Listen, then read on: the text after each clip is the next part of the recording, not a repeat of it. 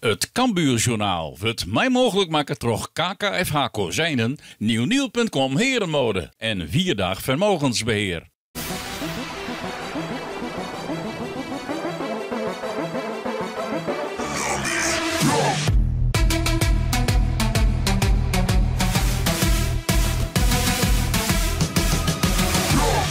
Welkom bij het Cambuurjournaal. Dus dit alweer een wedstrijd voor Cambuur op het programma. Na de leertzwieren potje Hercules in Utrecht is Top Os de nieuwe tegenstander. Hey, Top Os. Wie dat net die ploeg die op 6 november van het vorige jaar in Os echt de tegenstander wie van Cambuur. En werd Cambuur woont met 8-1.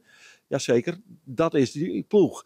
En dan is de vraag verzeld, als je dat in gedachten hebt, zit er dan echt een beetje het gevaar van onderschatting in naar Top Os. We leiden het maar even voor, dan Henk de Jong. Nee, dat zou je wel best. Maar dat zei ik van de week ook. En dan zit je 30 seconden achter. Dus je moet, wij kennen het onderschatten. Dan geven we eraan. Dus, en die wedstrijd weer west, dat weer met 10 man. Ja. Daarvoor ging wat ik wel al lastig heb, 1-1. En daar hebben we het goed uitgespeeld, 10 man. Maar je kent het niet in onderschatten. Dat ken wij net. Nou, geen onderschatting dus. Dan de vraag, hoe zit die ploeg er eigenlijk voor? Naar die leertzwieren bekerpotje in Hercules. We zijn goed hersteld. Ik ben hartstikke blij dat we wonnen. Maar ik vind het mooi dat uw jeugd dus daar zo goed redt. Dat kan net elke week, als we dat denken, want dat lukt net. Maar ik dan zo naar Matthias Narti. Dat jonkje is een echte jouwter. Die weer met zo'n 18 zit op voetbalschool. En nu komt hij erin en ik zie hem een tijdje op trainen. Ja, dat is wel een hele talentvolle jongen. En wie bekam we waarom? Wie bekooistra? Ja, die had een tijdje, hij moet voetballen. Dus hij moet in onder 21 spelen. Want hij moet sterker wil, want dat zak een beetje jou. Dat zeg ik op trainen. Nou, nu zeg ik het wat we waarom komen. Nou, hartstikke belangrijk. Maar ik vind zijn Pichel is aan het waarom komen. Ja.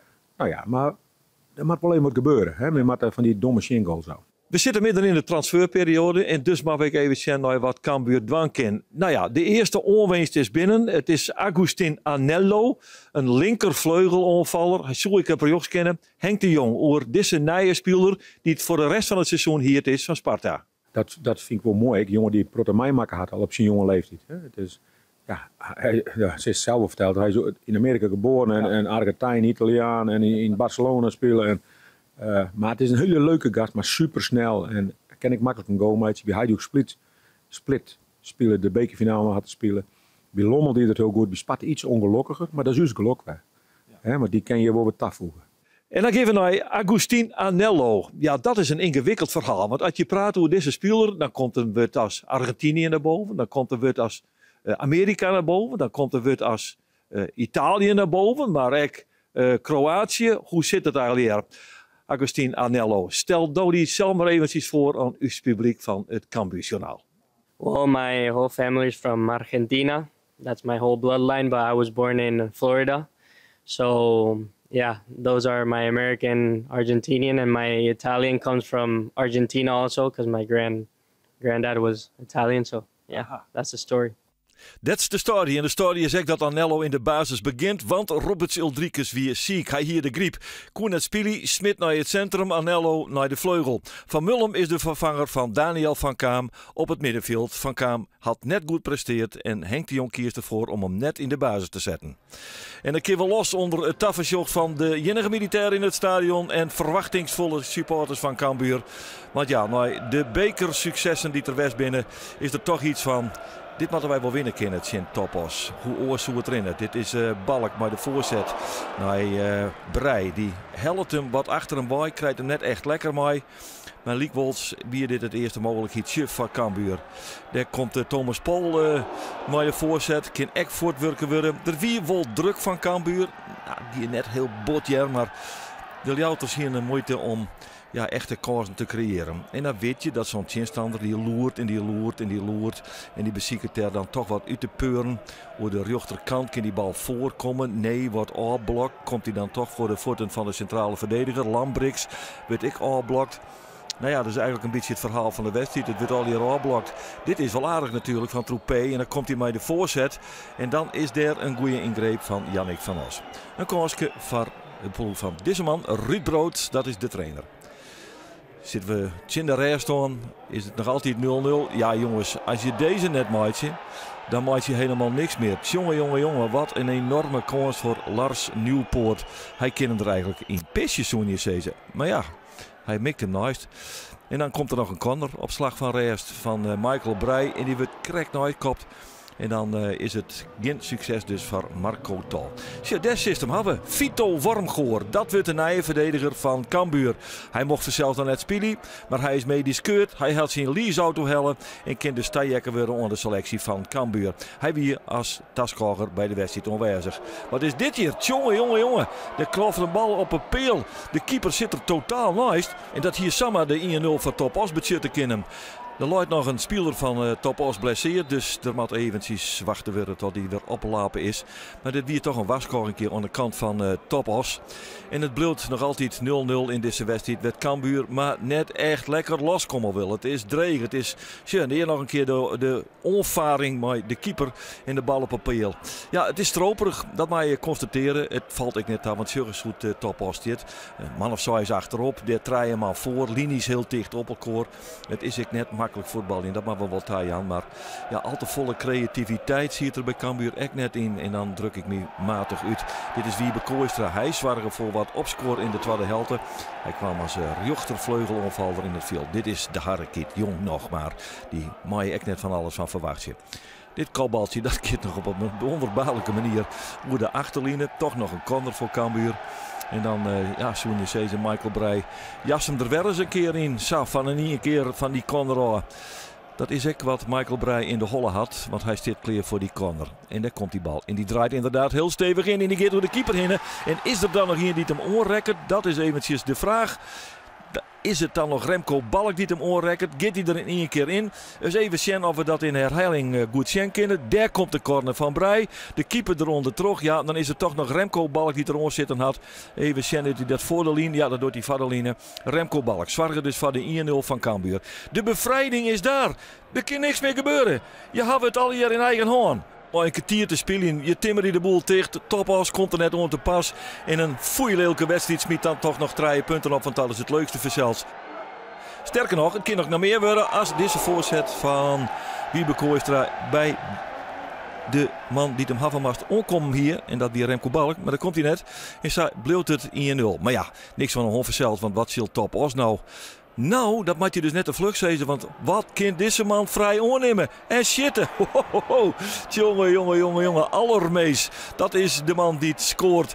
En dan is het na krap om 79 minuten spelen 1-1. Wat een deceptie is dit, Cees. Want dan weet je, dan wordt het helemaal niks meer. Dan mag je wel blij zijn dat het een gelijk spel wordt. Keeper zit er echt net altijd denderend uit, maar ik zeg je. Maar Sjurgens, hoe vrij het Allermees oornemen kan. Draaien, naar de linker brengen en dan hem erin rossen.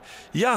Die peerman die het mij komt binnen uit Top Os, die zei ze, dankjewel Allermees. Wij binnen er helemaal blij mee. En het wordt nog slimmer, want deze corner die gaat er doorheen en die wordt kopt.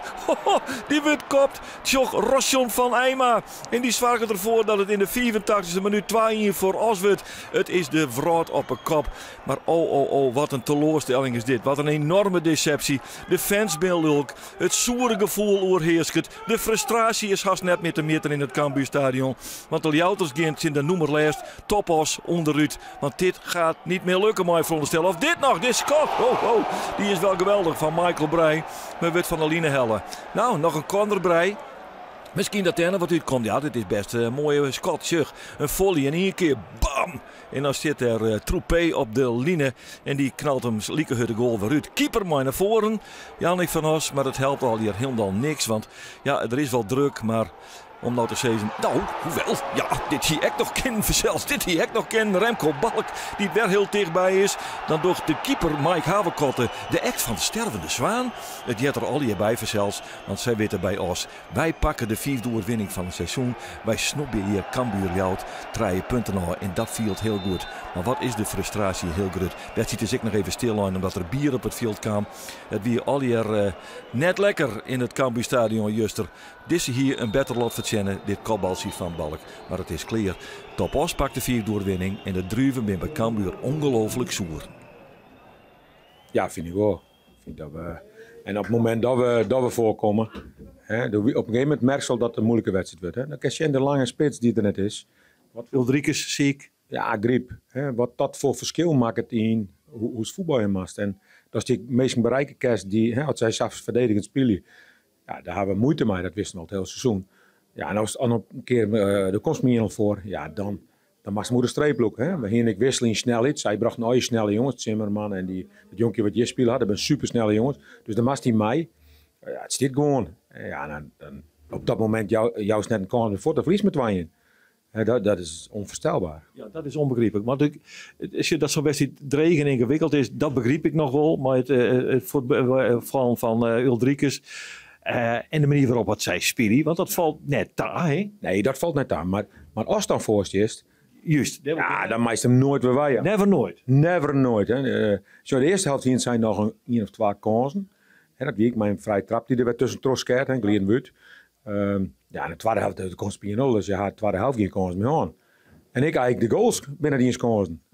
Nou ja, ik moet zeggen, die 1-1, ik kan hem wel heel vrij ondernemen. Nog eens even draaien op een sectiemeter, jongens, kom op. Nee, maar dat zeker is net een kans. Floris zit in de dekking, Tol zit in de dekking, Verkaam zit er 4 als ze met 2 spits spelen en hij had geen man, maar die vlak voor de verdediging spelen.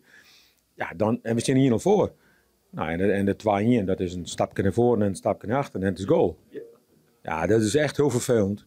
Want dat is zonde. Maar dit is een wedstrijd, maar gewoon dan maar meer nog winnen. Het was stroperig, het wilde niet, jullie creëerden te weinig. Het zat allemaal zo vast als een huis, leek het wel. Ja, en dan kom je toch 1-0 voor. En dan kom je ook nog 1-0 voor. Ja, en ik denk dat het daar echt misgaat. Ja. Wat gaat er dan mis als je met 1-0 voorkomt? Kijk, we kunnen over alles hebben, over de hele wedstrijd, wat je zegt. Iedereen heeft gezien, het was inderdaad wat jij zegt, triest. En toch kom je 1-0 voor. En dan moet je als het team, moet je zoiets hebben van, we spelen echt een schandalige wedstrijd. Maar toch staan we 1-0 voor, dan gaan we het ook niet weggeven. Dan zeg je precies hetzelfde wat ik in mijn verslag heb gezegd. Dit mag je dus niet meer weggeven. Nou, dan draait het om in, wat is het, 5 minuten? Ja. Dat is het hele seizoen denk ik al, hè? Ja. Nou ja, qua tegendoelpunten dan. Ja, en normaal scoren we de 3, 4, 5. Ja, nu is het 1. Ja. De kritiek is meedogenloos, wat ik om me heen heb. Kun je dat begrijpen? 100%. Terecht. Ja, het is wat het is. We spelen op een gegeven moment met alle jonge gasten. Die jongens doen het geweldig, door hun best. Maar daar kun je net van verwachten dat zij het omdraaien. Hè? Nee, maar we kunnen misschien echt net verwachten dat je alles onder het ontbreken van Uldrikes ophing kennen. De moet er toch nog wel wat meer mogelijk was dat je hem van de jongens snel hebt.